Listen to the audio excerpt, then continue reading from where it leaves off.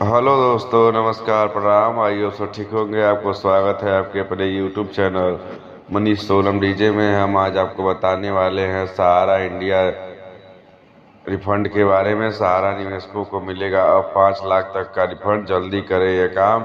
सहारा India 5 lakh refund.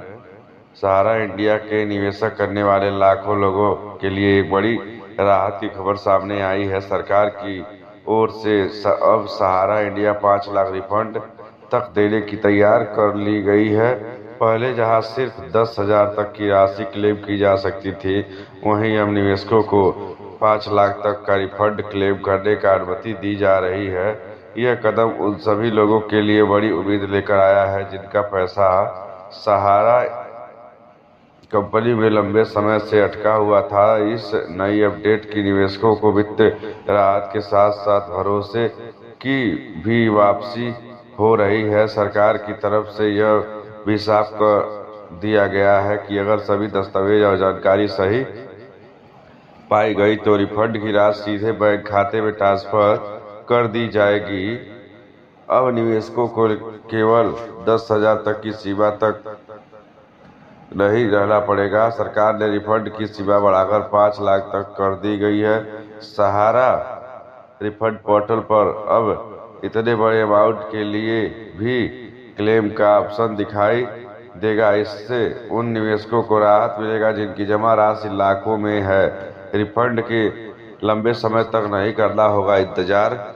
इस बार सहारा निवेशकों को महीनों इंतजार नहीं करना पड़ेगा। जैसे ही रिफंड क्लेम का आवेदन पूरा होगा और दस्तावेज सही पाए जाएंगे, सरकार की तरफ से 45 दिन के भीतर राशि आपके खाते में ट्रांसफर करने की तैयारी है। यानी प्रक्रिया पहले से ही तेज और आसान होगी।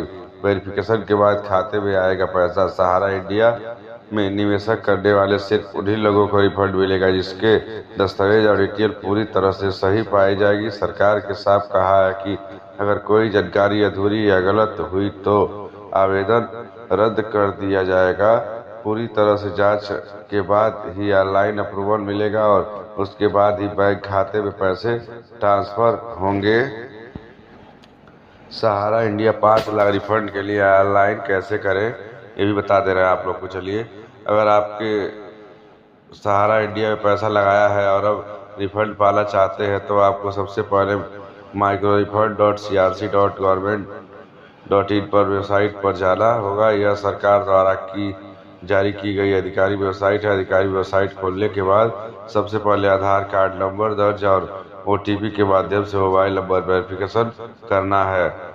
OTP वेरिफिकेशन के बाद एक ऑनलाइन फॉर्म खुलेगा जिसमें आपको अपनी व्यक्तिगत जानकारी, बैंक अकाउंट डिटेल और निवेश की गई राशि भरनी होगी। इसके बाद आपको कुछ जरूरी दस्तावेज जैसे आधार कार्ड, बैंक पासबुक की फोटो, निवेश का प्रमाण पत्र या रसीद अपलोड करनी होगी। जब सभी जानकारी सही पाई जाएगी तो आवेदन को स्वीकृति मिलती है और कुछ ही दिनों में क्लेम की राशि सीधे आपके बैंक खाते में ट्रांसफर कर दी जाएगी। ध्यान रखें कि आवेदन करते समय सभी दस्तावेज साफ और सही तरीके से अपलोड किए गए हो। किसी भी गड़बड़ी की स्थिति में आवेदन रिजेक्ट हो सकता है।